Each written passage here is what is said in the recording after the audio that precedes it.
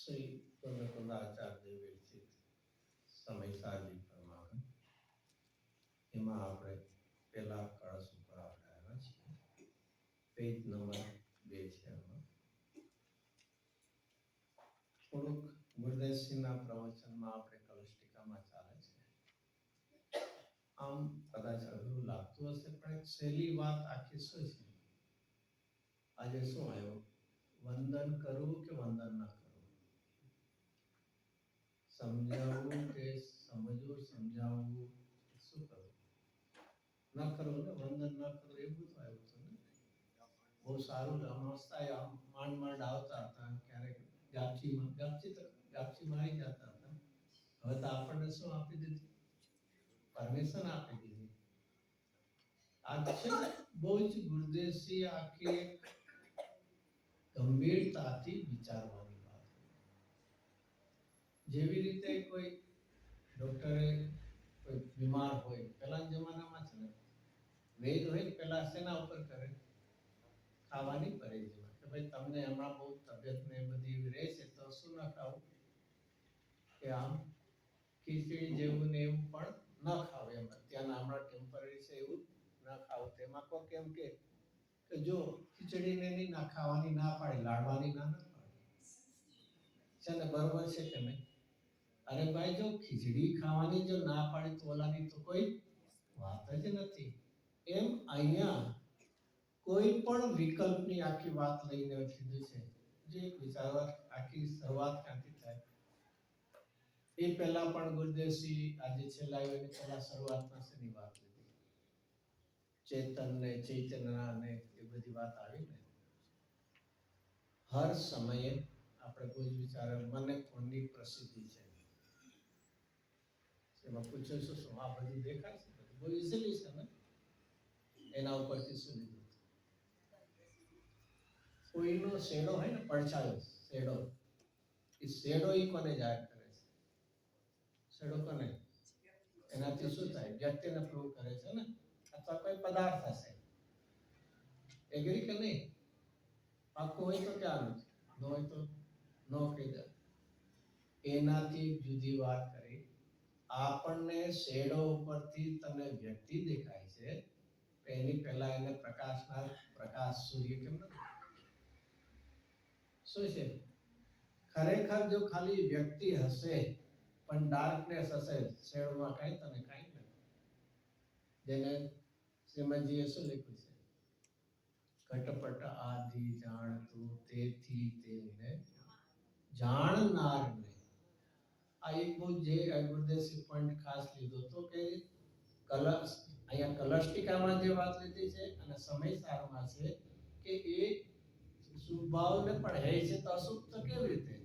એની જગ્યાએ અહીંયા નવી એક વાત છે કે તને કે હર સમયે આપણે શું ભૂલ કરીએ છીએ? જેમ કોઈને કે અહીંયા શું દેખાય છે? અહીંયા આપણે વી આર સિટિંગ હિયર, શું દેખાય છે?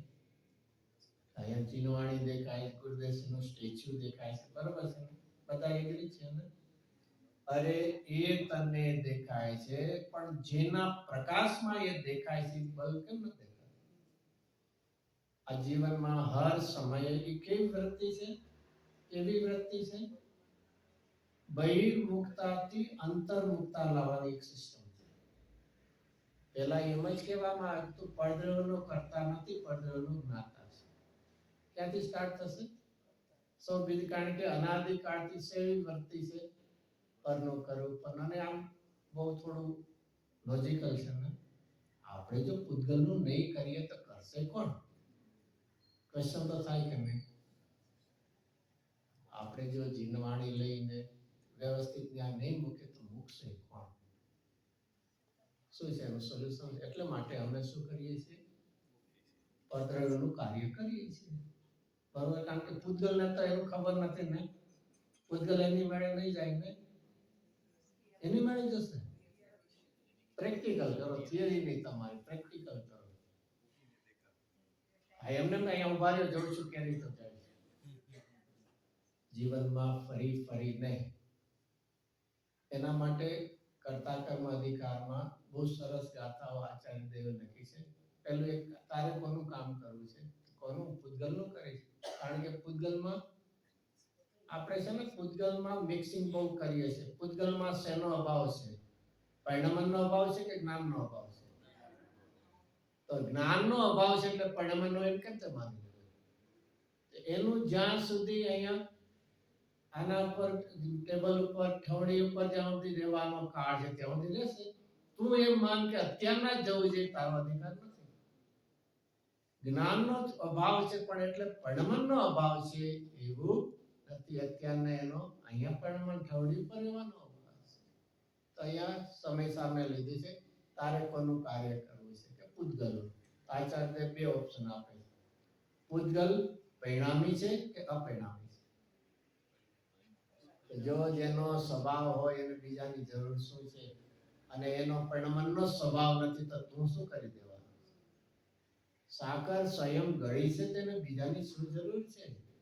એ રીતે પણ શું થાય છે, આપણને કર્તાપણાનો એટલો આગ્રહ રહી ગયો છે કે જાણે, અને તો વાત સાચી છે ને, આપણે નહોતા બર્થ નહોતો તો ત્યાં સુધી દુનિયામાં બધું કેવું જ થતું હતું ને. અને હવે આપણે જન્મ લીધો એટલે we are doing very much systematic કરીએ છીએ ને. એવું જ છે ને. ઓફિસમાં ન જઈએ તો શું થઈ જાય? કેવોસ કેમ ગડબડ થઈ જાય ને. અને અમે જઈએ તો શું છે, અને આપણે વયા જશું પછી આ દુનિયામાં બધી સિસ્ટમ બધી અપસેટ થઈ જાય. બધું અનાદિની કરતા બુદ્ધિમાં કે છે હરેક પદાર્થ, હરેક ક્ષેત્ર નાનું હોય મોટું હોય, દરેક પદાર્થમાં પોતાનું પરિણમન કરવાનું સામર્થ્ય છે. એને બીજાની જરૂર નથી. કદાચ એટ ધ મોસ્ટ બીજો કોણ હશે? જીવ હશે તો જ્ઞાતા હોઈ શકશે અથવા નિમિત્ત હોઈ શકે છે. નિમિત્તની ના નથી પાડી. ઉપાદાન સાથે કોણ હોય છે? નિમિત્ત છે. જેમ નિશ્ચય સાથે વ્યવહાર છે એમ ફરીથી આપણે કંઈક વાત નહીં થયું. કોઈ પણ કાર્ય થવામાં 5 ફેક્ટર જૈન દર્શનમાં લીધા છે. સ્વભાવ, પછી આગળ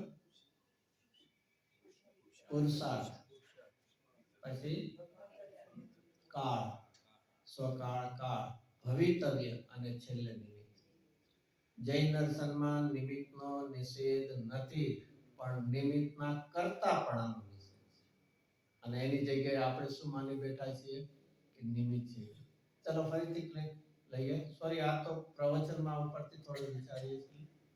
જગતમાં નિમિત્ત કેટલા છે? How many there are limit in this universe? અનંત છે ને. કાર્ય તો હર સમયે થાય છે, એટલે કેટલા નિમિત્ત છે? હા, જગત છે એમાં નિમિત્ત કેટલા છે? કેટલા નિમિત્ત? અનંત નિમિત્તો છે ને. નિમિત્ત ક્યારે અનાદિનું હોઈ શકે જ નહીં. અનાદિના ઉપાદાન છે. અને ઉપાદાનમાં જ્યારે કાર્ય થાય છે ત્યારે કોના પર નિમિત્તનો આરોપ? જેની હાજરી છે એને. ખાલી હાજરી નહીં, ઉપાદાનના કાર્યમાં અનુકૂળ હોવાનો જેનો આરોપ આવે એટલાને નિમિત્ત કહેવાય છે. ઘડો બને છે તો કુંભારને ઘેર એના ગેસ ગમે હોય એને ક્યારે નિમિત્ત નહીં કહેવાય. આટલું તો આ જૈન દર્શનનું ક્લિયર કટ છે બધું. પણ શું થાય? બેઝિક પાયામાં શું ખોટ છે? અભ્યાસ કરવો નથી અને સત્યને પામવું છે. સ્વિમિંગ, પાણીને અડવું નથી અને શીખવું છે. ક્યારેય શક્ય નહીં બને. તત્વ અભ્યાસ તો ફરીથી આપણે વાત લઈએ કે જે પહેલે પડદ્રવ્યથી ભિન્નતાની વાત એમાં આવે કે હર સમય તને કોણ પ્રસિદ્ધ થાય છે. એકવાર એવો એક પ્રયત્ન કરીને ડે, કદાચ 1 કલાક પણ, હર સમયે મને કોણ પ્રસિદ્ધ થાય છે? નહીં કે જેના જણાય એવી જ્ઞાનની કરે. જેને બનારસી દાસજીએ નાટક સમયસારમાં જીવના લક્ષણ કીધા છે. સમતા, રમતા, ઉર્ધ્વતા, નાયકતા, વેદકતા, પછી આગળ છે બધા. એમાં એક કૃપાળુ દેવે ઉર્ધ્વ સ્વભાવ પર લીધો. હર સમય જેની હયાતી વિના આ છે એવું પ્રસિદ્ધ ન થાય. પૂતગલને પ્રસિદ્ધ કરે છે, હાઇલાઇટ કરે છે. કોણ કરે છે? જળ જળને કરે છે કે જળને પણ પ્રસિદ્ધ કરનાર, જાણનાર કોણ છે? જ્ઞાન છે. પણ આપણને શું થાય છે? કોણ કોણ દેખાય છે? બાય નહીં દેખાય. જે જણાય છે દેખાય, પણ જે માં જણાય છે એ ખબર નથી પડતી. જે જણાય છે એની ખબર પડે છે, જ્ઞેયનો સ્વીકાર છે, પણ એને જાણનાર જ્ઞાનનો આપણને સ્વીકાર નથી. તો પહેલું કમસે કમ ત્યાં સુધી જો પહોંચશું તો તીવ્રતાએ જે રાગ દ્વેષ મોહ થાય છે એની શું થયા? મર્યાદા થશે. અને એના પછી અહીંયા હવે જે વાત આવી, શું કરવું છે? કે વંદન કરવું ન કરવું, સંભળાવવું સાંભળવું, આવ્યું ને? સંભળાવવું એ પણ શું કીધું? ઉન્મત્તપણું. ઉન્મત્તપણું એટલે શું? મેડનેસ, પાગલપણું છે. આવું હોય. આચાર્ય પણ સંભળાવે છે, ઉપદેશી પણ આપણને ઉપદેશ આપે છે. ફરીથી કોનો નિષેધ છે? તેની ભૂમિકાનો કે તે વખતના વિકલ્પમાં એકત્વનો. ભૂમિકા છે. આચાર્યદેવ કરુણા કરી ત્યારે તો આ શાસ્ત્રની સમયસાર આદિની રચના સોસાતી દેખી સરિતને, પછી આગળ શું છે? કરુણા વિના હૃદય કરી. શું છે? પોતાની પ્રસિદ્ધિ માટે નહીં, આપણા ઉપર કરુણાથી હૃદય ભીંજાયેલું હતું. અને આ રચના તો એ ભૂમિકાનો વિકલ્પ હો, પણ વિકલ્પમાં ક્યારે પણ એનાથી હિતપણું માનવું, એકાકારપણું, કર્તૃત્વ એવું માનવું એ નહીં. તો એ માટે કે એ ભૂમિકાના વિકલ્પને પણ ફરીથી 3 સ્ટેજ: વંદન ન કરવું, વંદન કરવું, અને ત્રીજું કઈ સ્ટેજ છે? બે વિકલ્પથી રહિત શુદ્ધતા. તો વંદન કરવાનો જે નિષેધ છે એ શેમાં છે? વંદન ન કરવામાં જવામાં છે કે સ્વભાવ તરફ જવામાં? તો વંદનનો વિકલ્પ છોડજે, અને ન વિકલ્પ એટલે વંદન કરવાનો વિકલ્પ પણ છોડજે અને ન વંદન કરવું. પહેલા શેનો વિકલ્પ હતો? વંદન કરવાનો. હવે શું છે? વંદન કરવાનો વિકલ્પ ન કરવો. આ એનું નામ અપ્રતિક્રમણ. એ બહુ જ ભૂમિકા છે. ત્રીજી ભૂમિકા એવા શબ્દો હશે જે ગાતા જેને આવે છે. ખરેખર વિચાર કરીએ ને, બધું એટલું બધું શાસ્ત્રમાં ભરીને દીધું, પણ શું થાય? ફરી ફરીને શું આવી જાય છે? ટાઈમ નથી. તો બહુ સારી વાત છે. બહુ છે. અને અમારી અત્યારના અહીંયા કેવી લાઈફ છે? વેરી ફાસ્ટ ને ફાસ્ટ લાઈફ. અમને ગુજરાતી હજી અને કહીએ શું કે ફાસ્ટ લાઈફ ને ગુજરાતી તો નહીં આવડતું. મરવાની ફુરસત નથી. એક પછી એક કામ, એટલા બધા બોજ પડ્યા છે માથે. અરે આયુષ પૂરું થવાનો કાળ આવશે ને, ગુજરાતી કઈ ઘડીના છઠ્ઠા ક્યાંય વયા જશું ખબર નહીં પડે. તો અહીંયા એક આખું આપણને અલ્ટિમેટ સુધી લઈ જાય છે કે પરની પ્રસિદ્ધિ કરતા મને હર સમય પરની જ્ઞાનની પ્રસિદ્ધિ થાય. અને જ્ઞાનની પ્રસિદ્ધિ ભલે પર્યાય રૂપે અત્યારે ના લઈ જાય, પણ એ જ્ઞાનની પણતીની જો પ્રસિદ્ધિ તને ખ્યાલ આવશે તો પેલું પર પદાર્થ પ્રત્યેની ઈષ્ટ અનિષ્ટની કલ્પના છૂટતી જશે. અને જ્ઞાન પણતીનો પ્રવાહ જ્યાંથી આવે છે એવા જ્ઞાયક તરફ તારે જવાનો અવકાશ. એમ હર સમયના વિકલ્પોમાં પણ એ સંભળાવવું એવો પણ વિકલ્પ નહીં, અને ન સંભળાવવું કરે એટલે કે સાંભળવાના વિકલ્પમાં પણ હવે મારે રહેવું નથી. અને એવી દશા આવશે તો વિકલ્પ રહિત શુદ્ધોપયોગની નિર્કલ દશામાં પહોંચવાનો અવકાશ આવશે. એ વાત આપણને અહીંયા. અને એટલા માટે સાંભળવું એ શું કીધું? ઝેર છે.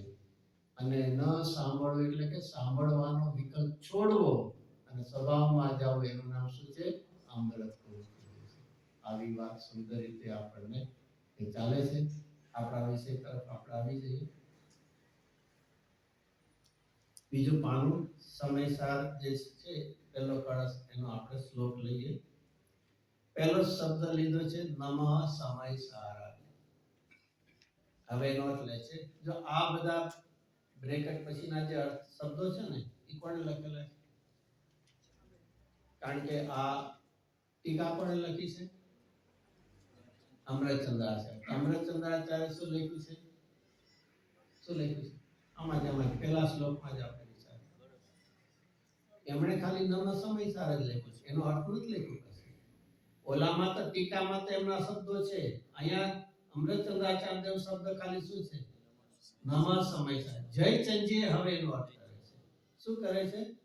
કે સમય અર્થાત જીવ નામનો પદાર્થ, પદાર્થ એક વસ્તુ, અને તેમાં હવે બીજો સાર, કેમાં સાર? સાર એટલે ગ્રહણ કરવા યોગ્ય. કોઈ પણ કોઈની વાત તો એમાં એક સમરાઇઝ કરીને આપણને કે એસન્સ તો એને આપણે ગ્રહણ, કોઈ પણ વસ્તુમાં આપણે શું કરતા હોય છે? જે વસ્તુ એ બધી ગ્રહણ કરી લઈએ છીએ. એમ કરતા નથી. પર ચલો તમે આપણે અહીંયા બનાના નહીં, ડીઝી એટલે એમાંય પાછું પાકા કેળાના ઓલા મટકી. ચાલો કોઈ પણ લેવા જાઓ છો તમે, હવે જે લઈને આવો છો એ બધું જ ખાઈ લઈએ છીએ. કેમ નહીં ભાઈ? તમે શું ખાવું તો શું? કેળા ખાવા લાવ્યા શું છે? કેળા તો ખાઈ લો. હવે પ્રશ્ન ક્યાં આવે છે? ના ન કહેવાય. અહીંયા કદાચ વજનમાં આવે છે કે પીસમાં આવે? પીસમાં તો આપણે ભાઈ લાવ્યા કેરી, લાવ્યા હતા કેરી, ખાવી હતી કેરી, લાવ્યા છીએ બધું જે આવ્યું ખાઈ લેવાનું. શું કરીએ છીએ ત્યાં? લાવવા માટેના કેળા જુદા છે અને ખાવાના એટલે ગ્રહણ કરવાના જુદા છે. નામ એક જ છે બેયનું. લાવવાનું બજારમાં એવા વિધાઉટ સ્કિન, જેને છાલ વગરનું લેવા જશો પાછા. અહીંયા ન કેવા અમારે અહીંયા સુપર માર્કેટમાં એવા મળે છે, તર્ક ન કરવો. અહીંયા એક વિચારવા માટેનું કે કારણ કે એવી જ રીતે સમયસાર એટલે આત્મા. તો પેલો આત્મા કેવો હોય? બધો જ હોઈ શકે, રાગ રહિતનો, સંયોગનો, એવું દેખાડવા માટે. પણ હવે શબ્દ કેવો આવ્યો છે? સાર. જેમ બજારમાંથી એ કેળા લાવ્યા છે છાલવાળા, હવે આપણે શેમાં છે? ખાવામાં શું છે? ગ્રહણ કરવાની. જો બે શબ્દ જુદા પડે. પહેલા શું હતું? લાવવા યોગ્ય. અને હવે બીજો શબ્દ કયો આવ્યો? ખાવા યોગ્ય, ગ્રહણ કરવા. બે શબ્દ છે, બે કેટેગરી જુદી પડી જાય છે. તો અહીંયા કે સમય સાર, તો સમય એટલે આત્મા. તો આત્મા તો ચાર ગતિ વાળો હોય, બૈરાગ મંત્ર એવા પણ ભેદ હોય. પણ અહીંયા આચાર્ય દેખે છે આત્મામાં પણ હવે સાર એટલે ગ્રહણ કરવા યોગ્ય. તો હવે ગ્રહણ કરવા યોગ્ય માટે કેવા ત્રણ શબ્દો આવ્યા? આગળ ક્યાં છે? દ્રવ્ય કર્મ, ભાવ કર્મ, નો કર્મ થી રહે. આ ત્રણ શબ્દ શું છે? દ્રવ્ય કર્મ, ભાવ કર્મ, કોઈને એમ આ બધા શાસ્ત્રોના શબ્દો છે. ચાલે શાસ્ત્રના આજે આપણે સિમ્પ્લિફાઈ કરીએ. ત્રણ શબ્દો કોને સૂચવે છે? આટલું બધું ચાલી તો ગયું હશે કાંઈ સમય સાથે પહેલી વાર વાંચીએ છીએ. શરીર, ચલો પછી હજી કઈ? હજી નહીં કઈ? ચલો રાગદ્વેષના ભાવ, પછી હજી જો આમાં એક સિમ્પલ લેવા હોય, આ બધા એ અઘરા શબ્દો શાસ્ત્રમાં જ આવ્યા, કઈ સિમ્પ્લિફાઈ. અશુદ્ધતા અને અશુદ્ધતાના નિમિત્ત. શું છે? અશુદ્ધતા અને અશુદ્ધતાના નિમિત્ત. અશુદ્ધતા કોણ છે? ત્રણ શબ્દોમાં ભાવ કર્મ એ અશુદ્ધ છે, દ્રવ્ય કર્મ અને નો કર્મ એ કેવા છે? અશુદ્ધતાના નિમિત્ત. આ બધાથી રહિત હું શુદ્ધ ઉપાદાન. શું છે? ત્રણમાં કોણ આવી જાય? શુદ્ધતા, અશુદ્ધતા, અશુદ્ધતાના નિમિત્ત. એમાં પણ હજી કેટેગરી કરવી તો શું છે? અશુદ્ધતા ઇઝ ઇક્વલ ટુ ભાવ કર્મ. અશુદ્ધતાનું નિમિત્ત એમાં કોણ આવી જાય? દ્રવ્ય કર્મ અને નો કર્મ. એમાં પણ ક્લાસિફાય. માંડ આટલું યાદ કરીએ ત્યાં પાછું હજી નવું ક્લાસ. શું છે ફરક? શું છે દ્રવ્ય કર્મ અને નો કર્મ? નિયમ રૂપ દ્રવ્ય કર્મ છે અને હોવા રૂપ કદાચ હોય ના હોય એ નો કર્મ. જ્યારે જ્યારે જીવ રાગ રૂપે પડમે છે ત્યાં ચારિત્ર મોહની કર્મનો ઉદય હોઈને હોય છે. મિથ્યાત્વ કરે છે ત્યાં દર્શન મોહનીનો ઉદય હોય. ઉદય હોય એટલે કરશે એવો નિયમ નથી, પણ ભાવ કરે છે ત્યાં તો, અને એટલા માટે એને કેવા કહેવાય છે? નિયમ રૂપ. અને નો કર્મ, સરસ મજાનું ડિલિશિયસ ફૂડ આવ્યું હોય તો શું થાય? શું થાય? પ્રસન્ન થાય ને, થાય જ ને. બરાબર છે ને? એમાં પૂછવાનું, એમાં કોન્ફિડન્સ થી કે yes we enjoy delicious food. Agree? Agree ને? ના, એમાં કન્ફ્યુઝન છે. અરે સરસ અન્ને મનને નહીં પ્રસન્ન ભાવ આવે છે ક્યાંય? ફરીથી નો કર્મનો નિયમ નથી. જ્યારે દ્રઢ કર્મનો તો ચારિત્ર મોહનીનો નિયમ છે. તો ફરીથી ત્રણ આવી ગયા લિંક. ફરીથી અશુદ્ધતા પણ આપણે શેના પર વાત ચાલે છે? કયા શબ્દ ઉપર ચાલે છે? સમય સારમાં પણ કયા શબ્દ ઉપર ચાલે છે? સાર શબ્દ ઉપર. નહીં પાછું બોલાય નહીં જાય. આવી જરૂર છે આવી બધી ડિટેલ ને કે જલ્દી આગળ ચાલ. આવી જરૂર છે. જો ફરી ફરીને અભ્યાસ કરશો તો ક્લિયર કટ આપણ એક બીજું જીવનમાં ક્યારે પણ એક્શન મોડમાં ક્યારે આવશે? તમારે થોડા ઇંગ્લિશ શબ્દ વાપરો. એક્શન મોડમાં ક્યારે આવશે? તો આ દરજનું હોય એમાં પૂછ જવાબ તો તરત જ સ્પોન્ટેનિયસ આવવો જોઈએ. ટોટલી કન્ફ્યુઝ છૂટીને ક્લિયર કટ વિઝન થાય ત્યારે એક્શન મોડમાં આવતા. એગ્રી? એમ અહીંયા તત્વ અભ્યાસ આપણને શેમાં આવે છે? કન્ફ્યુઝન મટાડીને વિઝન વિઝ્યુલાઇઝ આપણે કરી શકીએ કે મારે સાર એટલે છે તો સાર કોણ હોય? શુદ્ધતા કે અશુદ્ધતા? શુદ્ધતા સાર છે, અશુદ્ધતા એ સાર નથી. તો અશુદ્ધતા અને અશુદ્ધતાના નિમિત્ત એ બેને છોડવા શુદ્ધતાનું ગ્રહણ આયનું નામ સાર. અશુદ્ધતા અને અશુદ્ધતાના નિમિત્ત એનાથી રહિત. તો અશુદ્ધતા કોણ છે? રાગ, દ્વેષ, મોહ આદિ. અને એનું નામ શું આપ્યું છે? ભાવ કર્મ. બે ફરીથી શબ્દ. તકલીફ એ છે કે we are not familiar with these words ને, એટલા માટે ભાવ શું હશે ને કર્મ શું હશે? કર્મ એટલે કાર્ય, ક્રિએશન, જે કઈ નવું. અને ભાવ એટલે જીવે કરેલા ભાવ રૂપી ક્રિએશન, કર્મ, કાર્ય, એને ભાવ કર્મ. જીવે કરેલા ભાવ. તો જીવ ક્યાં ભાવ કરીએ છીએ આપણે? મુખ્ય રાગ દ્વેષ સત્યના અજ્ઞાન ભાવે મોહ કરીએ છીએ. એમાં પણ ફરક લાગતો હશે. શું કરીએ છીએ આપણે? મોહ કરીએ છીએ કે રાગ દ્વેષ કરીએ છીએ? બહુ ક્વેશ્ચન પૂછ્યા તો બધું શું કરીએ છીએ આપણે? મોહ કરીએ છીએ કે રાગ દ્વેષ કરીએ છીએ? મોહની અંદર રાગ દ્વેષ આવી જાય. જો આમાં જુદી જુદી શૈલી આપણે વિચારવાની. સમયસારમાં જ્યારે ત્રણેય શબ્દ આવે મોહ, રાગ, દ્વેષ, ત્યારે મોહ શ્રદ્ધામાં લેવું અને રાગ દ્વેષ ચારિત્રમાં. બાકી સામાન્ય મોહ, મોહની અંદર ઇમ્પ્લાઇડ છે રાગ અને દ્વેષ.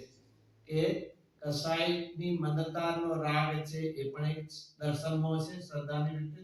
અને દ્વેષ એટલે તીવ્ર કસાય છે એ પણ એમાં આવી જાય. ચારિત્ર મોહ સંબંધીમાં રાગ દ્વેષ આવે અને શ્રદ્ધા સાથેના મોહના બે ડિવિઝનમાં આવી જાય છે. અને એનાથી જ રાગના ફર્ધર ડિવિઝન કરીએ તો ક્યાં આવે? અને દ્વેષના કરીએ તો ફર્ધર ક્યાં આવે? માયા અને લોભ એ રાગના ડિવિઝન છે, અને ક્રોધ અને માન દ્વેષના. જો અલ્ટિમેટ એ રીતે આવે. એટ ધ ટોપ મોહ, મોહના ડિવિઝન રાગ અને દ્વેષ, અને રાગના માયા અને લોભ, અને દ્વેષના ક્રોધ અને માન. આ રીતે ચાલતું હોય. પણ ક્યારેક મોહ રાગ દ્વેષ ત્રણેય આવે ત્યાં મોહમાં કોણ લેવું? મિથ્યાત્વને લેવું. તો અહીંયા ફરીથી આપણે ભાવ કર્મ એટલે શું? ફરીથી જીવે કરેલા ભાવ રૂપી કર્મ એટલે કે કાર્ય, ક્રિયા, એનું નામ શું કહેવાય? ભાવ કર્મ.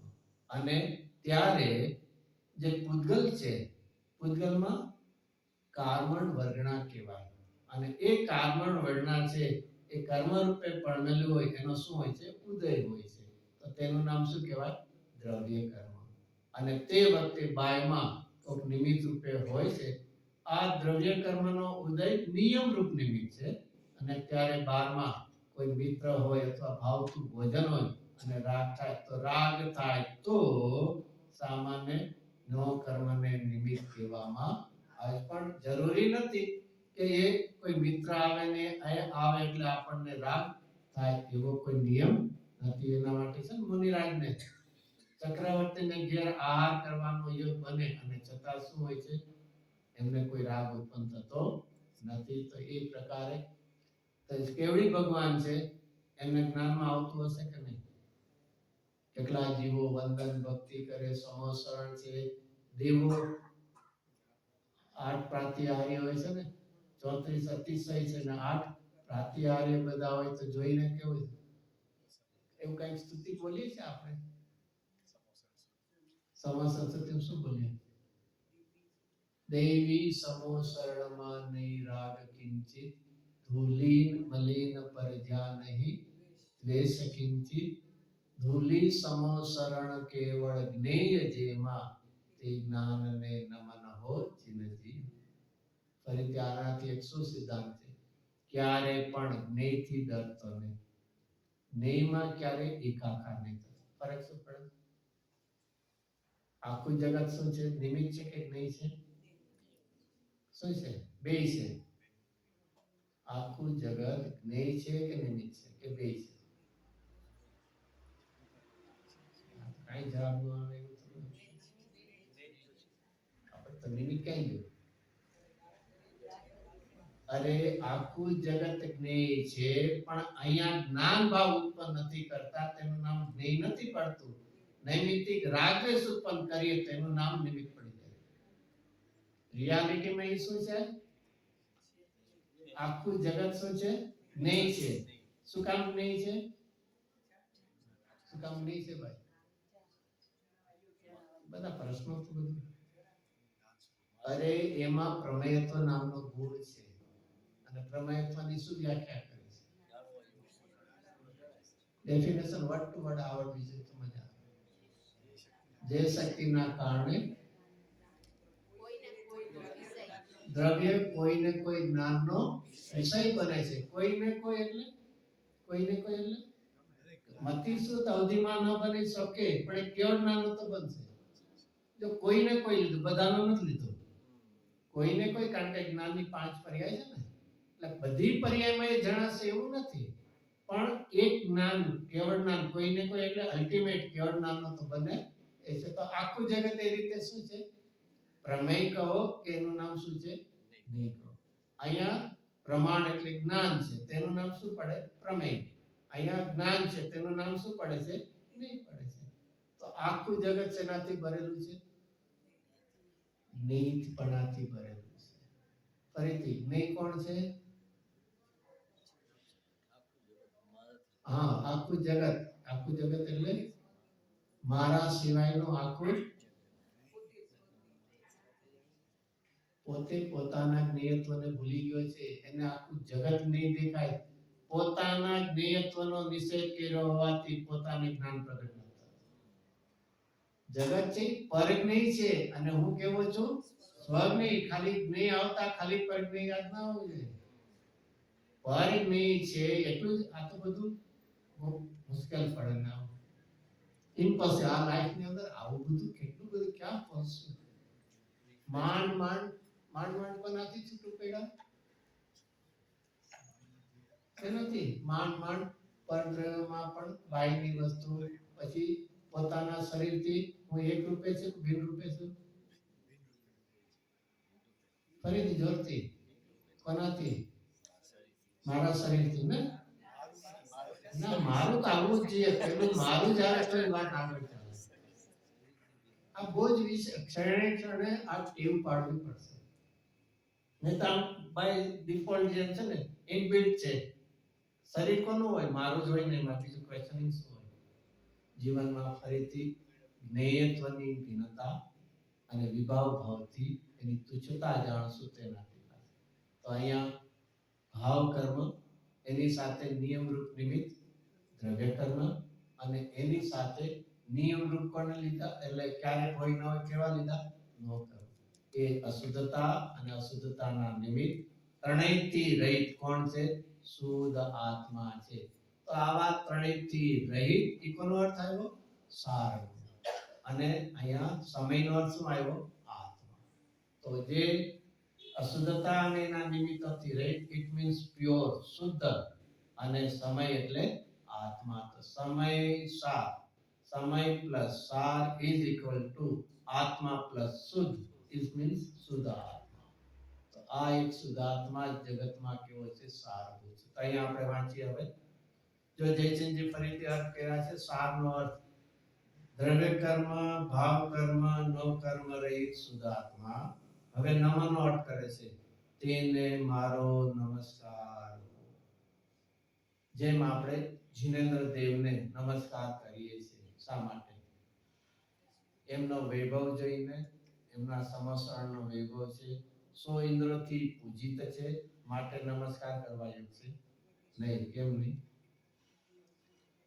સો ઇન્દ્રો છે એનાથી એ પૂજ્યતાને નથી પામ્યા આવા શુદ્ધાત્માને ગ્રહણ કરીને પૂર્ણ શુદ્ધતાને પામ્યા છે માટે એ પૂજ્ય નમસ્કાર કરવા મારા માટે પૂજ્ય કોણ છે પુણ્યની અધિકતા વાળા કે પવિત્રતાની પૂર્ણતા વાળા જગતમાં ગુજરાતીમાં કે જગતમાં પુણ્યની બોલબાલા છે અને માર્ગમાં પુરુષાર્થ છે ટોટલી રિવર્સ થઈ ગયું છે આપણી લાઈફની અંદર આપણને કોની અધિકતા લાગે છે પુણ્ય વાળાની પવિત્રતા વાળાને તો આપણે તો મારે પવિત્ર થવું છે રાગ દ્વેષમાંથી હું અશુદ્ધ છું તો જેને પૂર્ણ પવિત્રતા પ્રગટ કરી છે એ મારા વંદનને યોગ્ય પૂજ્ય બને તો પેલો અર્થ શેનો આવી ગયો નમ સમય સારા હવે જે શબ્દો આવશે ચાર શબ્દો આવશે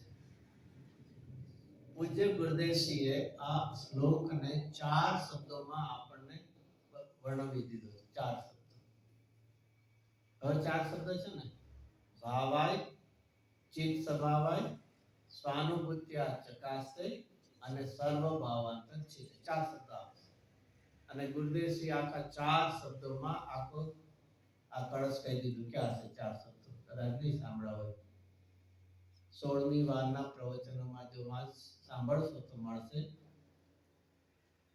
ભાવ ભાવવાન ભાવ સાધ્ય અને સાધક ચાર શબ્દો ભાવ ભાવવાન સાધ્ય અને સાધક સાધના લ્યો તો ભાવ કહેતા કોણ આવ્યું ચિત્ત સ્વભાવ ભાવ ગુણ ભાવવાનમાં કોણ આવ્યું ભાવા એટલે દ્રવ્ય આવ્યું ચિત્ત સ્વભાવમાં કોણ આવ્યું સાધક આવ્યું સાધના અને સર્વ ભાવાંતરમાં કોણ આવ્યું સાધ્ય આવ્યું ચાર શબ્દોમાં આપણે કહી દીધું દ્રવ્ય ગુણ પર્યાય આવી ગયું પર્યાયમાં પણ અધૂરી પર્યાય ને પૂર્ણ પર્યાય બધું જ આવી ગયું તો ચાર શબ્દો ફરીથી ભાવાય દ્રવ્ય ભાવવાન પદાર્થ ભાવ અનંત ગુણનો સમૂહ પછી ભાવ એટલે ગુણ તો કયો ગુણ લીધો ચિત્ત સ્વભાવ પછી સાધક દશા સાધના કોણ છે સ્વાનુભૂતિથી પ્રકાશ એટલે સાધના છે અને એનું ફળ શું છે સર્વ ભાવાંતર છે એટલે કોની વાત છે કેવળ જ્ઞાન મોક્ષની વાત અને એ રીતે ભાવ ભાવાય ભાવાન કહીને દ્રવ્ય બતાવ્યું ભાવ એટલે ચિત્ત સ્વભાવ લઈને ગુણ દેખાયું અને બે પર્યાય સાધકની દશા ચિત્ત સ્વાનુભૂત્યા અને પૂર્ણ દશા એ સર્વ ભાવાંત એમાં પૂર્ણ દશા અને બીજી રીતે તત્વથી વિચાર કરીએ તો કેટલા તત્વ આવે તત્વથી વિચાર કરીએ આ તો દ્રવગુણ પર્યાયથી વાત કરી તત્વથી આ ચાર શબ્દમાં કોણ આવે સાત તત્વમાંથી કેટલા આવે પાંચે આવે કે હા અજીબ તો નથી આનો ફરીથી ગુરુદેવ શીખે કે આ ચાર તત્વ આવશે ત્રણ બાકી રહેશે કોઈ કે કેમ બધાય કેમ ના આવે કે ભાઈ આ પહેલો કળશ છે માંગલિકનો કળશ છે અને માંગલિકના કળશમાં હંમેશા અસ્થિથી વાત હોય. કોઈનો બર્થડે હોય, વિશ કરવા ગયા હોય ત્યારે એને શું કહીએ? ભલે ખાનગીમાં કહીએ, શું કહીએ? ખબર છે ને, જન્મ પછી મરણ હોય છે, કહીએ ને? નહીં કહીએ. ઇમ્પ્લાઇડ છે કે નહીં? બર્થ છે તો ડેથ થવાનું છે, લેટર ઓફ ને કહેવાનું હોય. અરે ભાઈ, આજે ન કહેવાય, તારે જે આજ દુકાનની ઓપનિંગ છે ત્યારે એમ ન કહેવાય કે શું કહેવાય? શું કહેવાય? સક્સેસ થાય એવું કહેવાય. ઓલું ન કહેવાય. પોસિબિલિટી છે ને, બ્રેકઅપ ન થાય એમ ન કહેવાય ના. પોસિબિલિટી, અરે ભાઈ, આજના દિવસે નહીં બોલજે, પછી જ્યારે એમ અહીંયા શેનો કળશ છે? માંગલિકના અર્થે શબ્દ છે કે નહીં? તેમાં કેવી વાત હોય? પોઝિટિવલી વાત હોય. તો ચાર તત્વ કોણ છે? સમય સાર કહીને કોણ બતાવ્યું? અથવા તો ભાવાય અને ચિત્ત સ્વભાવ દ્રવ્ય ગુણ બે કરીને જીવ બતાવ્યો. પછી સ્વાનુભૂત્યમાં કોણ આવી ગયા? સમર અને નિદ્રા આવી ગયા. અને સર્વ ભાવાંતર સિદ્ધમાં કોણ આવી ગયું? મોક્ષ તત્વ. આ રીતે ચાર જીવ. અને પછી નાસ્તિ તમે લ્યો તો જીવમાં અજીવની નાસ્તિ. પછી સમરમાં કોની નાસ્તિ? આવું બધું હજી બધું. સમરમાં કોની નાસ્તિ? આશ્રમની નાસ્તિ. પછી નિદ્રામાં કોની નાસ્તિ?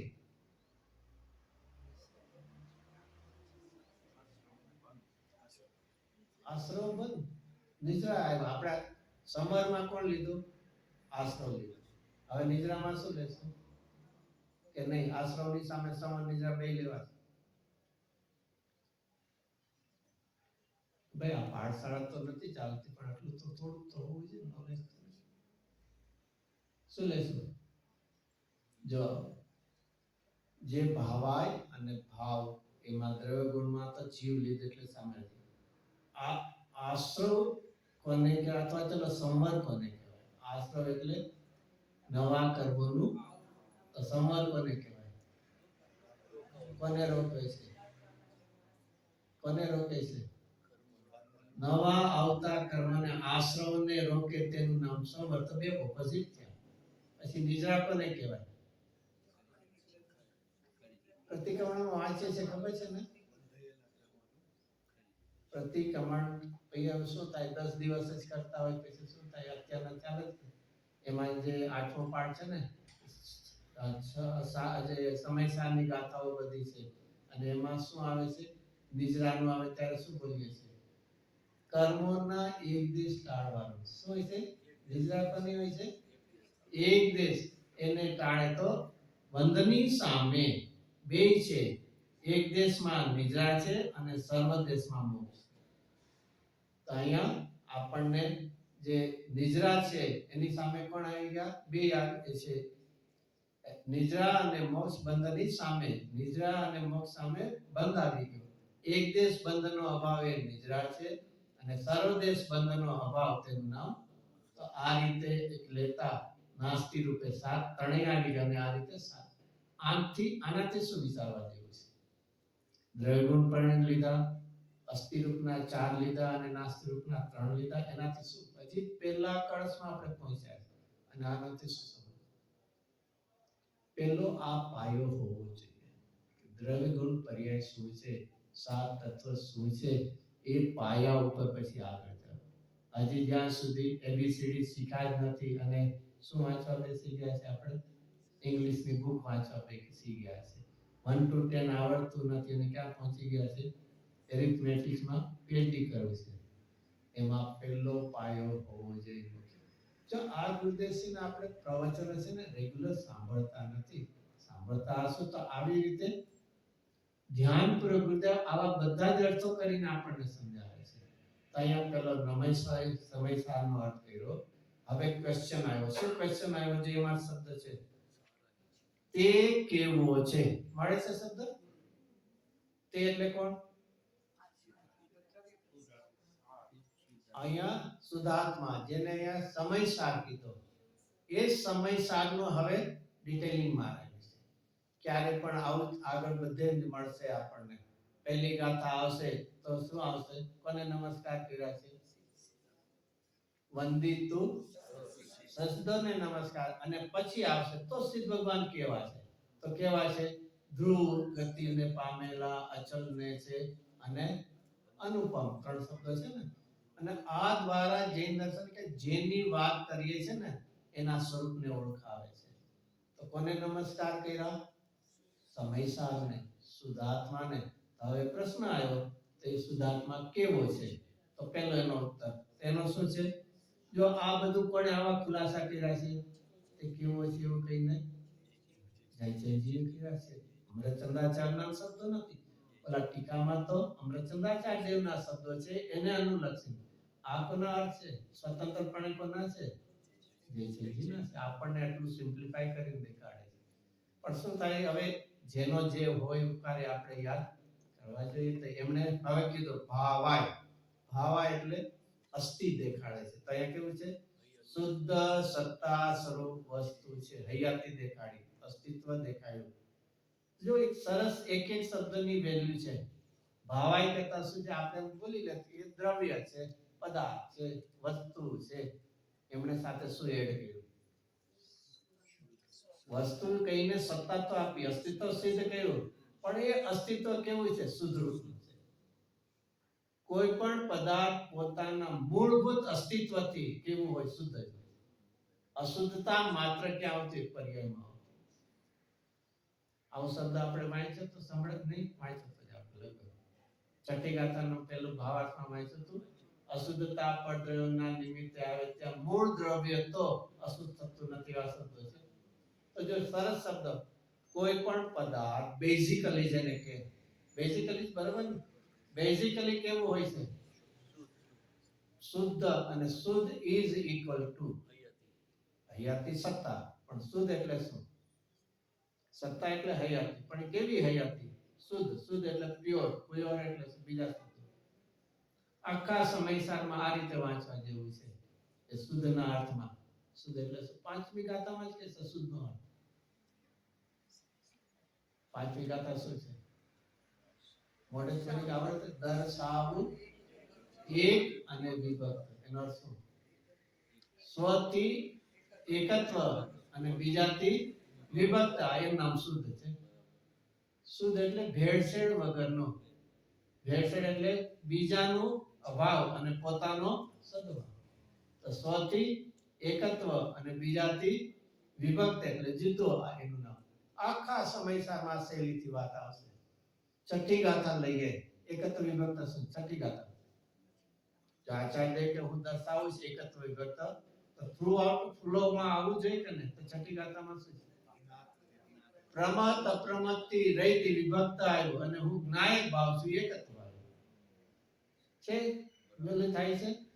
પછી 11મી ગાથા વાંચવી હોય તો વ્યવહાર નહીં તો એનાથી રહી છું અને શુદ્ધ નહીં. આ એક શૈલી લેશું તો એકદમ આપણને ક્લિયર કટ કોણ દેખાશે. ફરીથી એકત્વ વિભક્ત અલ્ટિમેટ કોને દેખાડે છે? શુદ્ધને. અને જે શુદ્ધ હોય હંમેશા એક રૂપ. કારણ કે ભેળસેળ વગરનું છે ને. ભેળસેળ વાળું હોય તો કેવું હોય? મલ્ટી ડાયમેન્શન હોય છે. પણ અહીંયા તો એક રૂપ છે અને એક રૂપ એટલે બીજાથી ભેળસેળ વગરનો, માટે શુદ્ધ છે. તો જ્યાં એક છે ત્યાં શુદ્ધ છે અને શુદ્ધ છે ત્યાં એક. અરે કમ સે કમ આ ભેદનાન એનું નામ જ છે. ભેદનાન કોને કહેવાય? ભેદનાન એટલે નહીં જુદું જાણવા, બરાબર ને? નહીં, અમે તો ખાલી ભેદ એટલે જુદા જાણવા. હા તો બસ આ મારું ઘર છે અને ઓલા બીજાનું ઘર છે. નહીં એટલે અહીંયા તો ખબર નહીં બંગલા સમજી લ્યો અથવા તો હોય છે રો હાઉસીસ. એમાં આ ઘર ભેદનાન કર્યું કે નહીં? આ ઘર મારું છે અને આ ઘર મારું નથી. ભેદનાન કેટલું સરસ થઈ ગયું. અમને તો જુદા કરવાનું કીધું તને, અમે જુદા. અરે ભાઈ ક્યારે પણ બે પર વચ્ચે ભેદ કરીશ નહીં. ભેદ હંમેશા ભિન્ન જાતિના હોય. સ્વ અને પર વચ્ચે કરજે, સ્વભાવ અને વિભાવ વચ્ચે કરજે, અભેદ અને ભેદ વચ્ચે કરજે. બે પરમાં અહીંયા સરસ આ રીતે આપણને વાત ફરીથી તો જયચંદજી હવે શરૂ કરે છે કે ભાવા એટલે કોણ? તો ફરીથી એક હજી વિચારતા જઈએ આપણે. પહેલામાં નમઃ સમયસારમાં શું કર્યું? કોકને શું કર્યા છે? નમસ્કાર નમો છે. તો સામે કોકની ઉપસ્થિતિ હોવી જોઈએ ને, કે હવામાં કોઈને કરીએ છીએ. ભલે કદાચ કોઈ ભાવથી કરી પણ વિઝ્યુઅલાઇઝ કરીને તો કરીએ છીએ કે નહીં? આપણે જે રીતે ચાલો અહીંથી ગિરનારગીરીની અથવા સમય શિખરના ભાવ પણ એક વિઝ્યુઅલાઇઝ તો થાય છે કે નહીં? તો એના માટે પેલું એસ્ટાબ્લિશ કરે છે. તો કોને હું નમસ્કાર કરું છું? કે ભાવાય. અને ભાવાય એટલે એક વસ્તુ છે. એ વસ્તુ કેવી છે? અસ્થિરૂપ. સત્તા એટલે અસ્થિરૂપ છે, પણ અસ્થિની હયાતી કેવી છે? શુદ્ધ રૂપે છે. સત્તા એ કોને દેખાડે છે? અસ્તિત્વ ગુણને, હોવાપણે, સતપણું. પણ એ સતપણું કેવું છે? શુદ્ધપણું. અને શુદ્ધપણું હોવાથી એ નમસ્કાર કરવા યોગ્ય છે. એક વાતમાં પણ વિચારતા આપણને કોઈ પદાર્થ પોતાથી શુદ્ધ જ હોય તો પછી મારે એમાં રાગ શું કરે? પૂતગલ પણ એના સ્પર્શ રજથી શુદ્ધ છે. હું મારા ચૈતન્ય જ્ઞાન સ્વભાવથી હું શુદ્ધ છું. તો એ જેને મેં નમસ્કાર કર્યા એ શુદ્ધ સત્તા સ્વરૂપ વસ્તુ છે. આ વિશેષણ પરથી આ કોનું વિશેષણ આપ્યું? એડજેક્ટિવ કે શું કહે? વિશેષણ ને કોને કોનું આપ્યું? શુદ્ધ આત્મા. જેને સમયસાર કીધો. હવે આ વિશેષણ પરથી સર્વતા અભાવવાદી નાસ્તિકોનો મત કેવો છો? જો આ જયચંદજી બધા અભ્યાસ કર્યા છે અન્ય મતના. જેમ ટોડરમલજીએ મોક્ષ માર્ગ પ્રકાશકમાં પણ અન્ય મત નિરાકરણમાં છે ને, તો એ બધાનો અભ્યાસ કર્યો છે. ત્યારે કહું પણ એ લોકોની શું બિલીફ છે, એની સામે આપણી શું બિલીફ છે, એમ જયચંદજીએ કહ્યું. તો કોઈ આ વિશેષણ પરથી કથનચિત અભાવવાદી નાસ્તિકોનો મત ખંડિત થયો. બરોબર વાંચ્યું ને? હવે એકાદ ફેરફાર થાય એમાં કઈ બહુ ફરક નથી ને. સર્વતાની જગ્યાએ કથનચિત વાંચે તેમાં શું વાંધો છે? શું ફરક શું પડે? ફરીથી ચાલો એક સ્ટેટમેન્ટ બોલું છું, સાચું ખોટું રોંગ થઈ જાય. આત્મા નથી એમ બોલું તો સાચું ખોટું? ખાલી આટલું બોલું છું બસ. એ તમારે પછી જે સમજ્યું. આત્મા નથી એમ કોઈ કહે તો સાચું ખોટું? સાચું. આત્મા નથી, અહીંયા અસ્થિ લીધી, સત્તાસર વસ્તુ તમે નાસ્તિક વસ્તુ. ફરીથી આપણે શું વાત લીધી? કોઈ પણ પદાર્થ કેવો લીધો આપણે? શુદ્ધ. અને શુદ્ધ એટલે શું? એક પણ લે. અને એક એટલે શું? બીજાથી રહિત. અસ્થિ નાસ્તિ. સ્વથી એકત્વ ને બીજાથી. તો બીજાથી હું વિભક્ત છું એટલે નથી, પણ મારાથી એકત્વ એટલે છું. તો બે આવે. અને એનું નામ સ્વથી અસ્થિ અને પરથી નાસ્તિ. પણ ઓલો શું ભૂલ કરે છે? સર્વથા નાસ્તિ માને કે સ્વથી પણ નથી અને પરથી પણ નથી. એ ખોટું છે. સર્વથા. સર્વ એટલે બધા પોઈન્ટ ઓફ વ્યૂ થી, બધા એંગલ થી સર્વ છે. અને થા એટલે કોઈ પણ કઈ પ્રકારથી. તો ફરીથી છે કેવો? સ્વથી. ફરીથી યાદ રાખવું છે એકત્વ અને વિભક્ત. તો પરથી હું કેવો છું? વિભક્ત. જુદો છું તો પદની અપેક્ષાએ નથી. જો એક સેન્ટેન્સ લઈ, સ્વથી ખાલી હું છું માનું, હું છું. તો છું એટલે શું થશે? સ્વથી પણ છું અને પરથી પણ છું. તો હું કેવો થઈ જાય? સ્વપનું ભેગું થઈ જશે. તો હું કેવું છે? સ્વપણે છું અને પરપણે નથી. તેવું નાસ્તિકપણું પણ છે. પરનું મારામાં નાસ્તિકપણું છે. માટે કથનચિત અસ્તિ અને કથનચિત નાસ્તિ. આવા આવે છે. જો ભૂલ આવે છે ને ભંગમાં, એ આવે છે કે નહીં? તો આ રીતે ભૂલ ક્યાં થાય છે? કથનની જગ્યાએ સર્વતા માની બેઠા છે. તો હું સ્વથી અસ્તિ અને પરથી થી પેલો બોલજો. તો હવે તમે પદાર્થ નક્કી કર્યો, પણ કોઈ પદાર્થ હોય એનો શું હોવો જોઈએ? હયાતી નક્કી કરી. સત્તા, શુદ્ધ સત્તા એ નક્કી. હવે નેક્સ્ટ સ્ટેપ, એનું લક્ષણ હોવું જોઈએ. એની કોઈ ક્વોલિટી હોવી જોઈએ. ખાલી છે એટલે નહીં. કેમિસ્ટ્રીમાં જેમ આ સોડિયમ છે ને ક્લોરીન છે, હાઇડ્રોજન છે, એ બધા કેવી રીતે ડિફરન્શિએટ કર્યા? દરેકના પોતપોતાની શું હોય છે? કેરેક્ટરિસ્ટિક્સ અને ક્વોલિટીઝ છે. તો અહીંયા બીજો બોલ કીધો કે આપે ફરીથી પહેલેથી લઈએ. અહીંયા નમસ્કાર કર્યા. કોને નમસ્કાર કર્યા? સમયસાર શુદ્ધાત્માને. તો હવે નમસ્કાર કર્યા તો એની શું હોવી જોઈએ? અસ્તિત્વ હોવી જોઈએ ને. હવામાં કઈ નથી તો એ કેવો છે?